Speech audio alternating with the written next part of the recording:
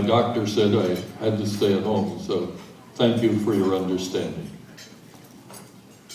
I got involved in communications when I was in high school, and I was an announcer on the old station WJMJ, 1540, top of the dial and clear as a bell in Philadelphia.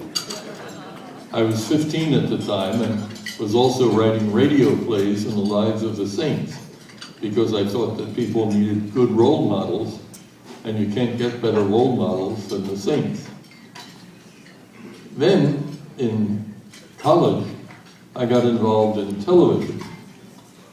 It's hard to believe that the first time I was ever on television was with Edward R. Murrow in See It Now in 1954.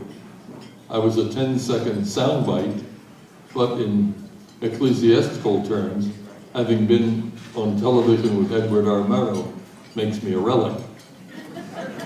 Then we had a series on Channel 3 called Debate with Alan Scott and Taylor Grant.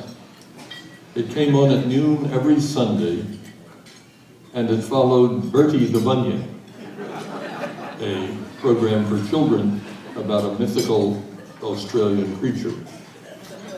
I've met many people who remember Bertie the Bunyip, but unfortunately I've met no one who remembers Debate.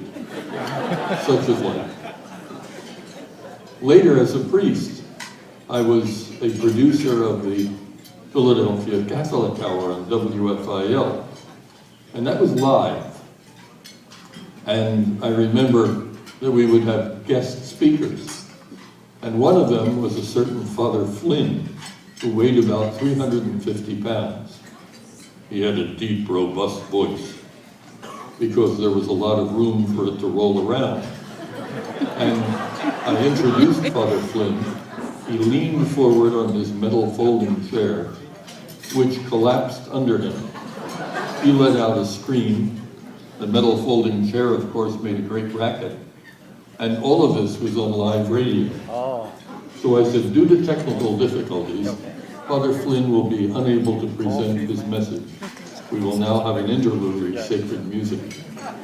And the engineer put on a record and came out and helped me to pry Father Flynn off the floor, who looked like an overturned turtle as he lay there in anguish trying to get up. John. Another interesting mistake from a recipient of this Person of the Year award was a program with the late and great John Facenda. The name of the program was Continuum, Religion, All Aspects. A terrible, awkward name. Fortunately, the program is being taped, and John Facenda, with that beautiful, rich voice he had, said, "Good morning, ladies and gentlemen, and welcome to Cut It Gang." I forgot the name of the program. Mistakes, however, weren't the only experience I had in life, thank God. When I was called over to Rome, one of the tasks that was most special to me was doing the commentary for the Holy Father's Midnight Mass at Christmas. So for 25 years, I was what some people have called the ghost of Christmas past.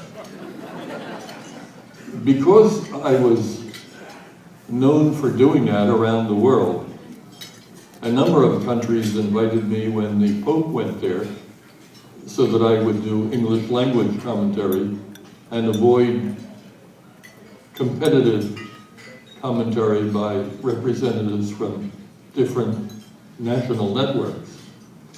So in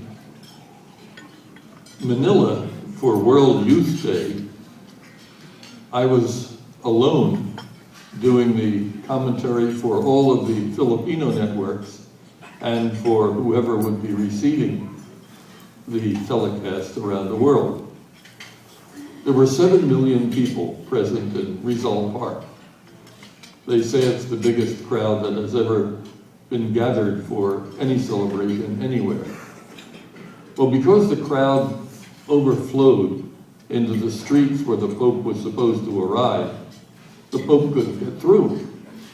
So they had to take him out of town, get him on a helicopter, clear off a place for the helicopter to land, and bring him in for his Mass for World Youth Day. The trouble is, he was 2 hours late in arriving, and I was all by myself doing commentary for 2 hours with no Pope, and then later doing the commentary for the papal Mass, which lasted between 2.5 and 3 hours. So later the Holy Father said to me, "What did you talk about for 2 hours?" Well, I said, "First, Holy Father, I did the history of World Youth Day. Then I did the history of the church in the Philippines. And finally, I did the history of the church." And the Holy Father went, as he would do. One of the marvelous aspects of working with Pope John Paul II was helping to cover his final days. As you know, in the Catholic Church, we have a service known as the Way of the Cross, the Stations of the Cross, in which we follow Christ on his final journey to Calvary, where he is crucified. The Pope used to lead those Stations of the Cross himself at the Colosseum. In the final year of his life, though, he was unable to go there, and he was in his private chapel, looking at the Way of the Cross on television, not knowing that there was a television camera right behind him to telecast his reactions to the rest of the world. He didn't get those images. He was meditating on what was being said on television, and they handed him a crucifix, which he balanced on his knee and fixed his gaze on it. And then when they said, "Christ dies on the cross," he embraced the crucifix, held it to his breast, and entered a deep period of private prayer. That was just a week before he died. And as an announcer on that occasion, it was hard for me to hold it together at that very emotional moment when the Pope identified himself with Jesus as being ready to die in giving an example to us of how to face death. God has been very good to me in communications. I'm very proud to come from Philadelphia. I'm very proud to have started my communications life in Philadelphia. But while my work has been almost exclusively religious, I think you should all consider your work not necessarily as religious, but as sacred. You all have a special bond with the people to whom you communicate. You owe them respect. You should treat them with dignity. You should challenge them to goodness. You have a great opportunity to influence the lives of others. They look up to you. They look to you for information, for formation, for inspiration. Please never fail to give them these types of encouragement, this sacred bond which should exist between you and your listeners and your viewers. And as broadcast pioneers, all of you, may you continue to bring people to truth and to love in a society which needs both. Thank you, and God bless you.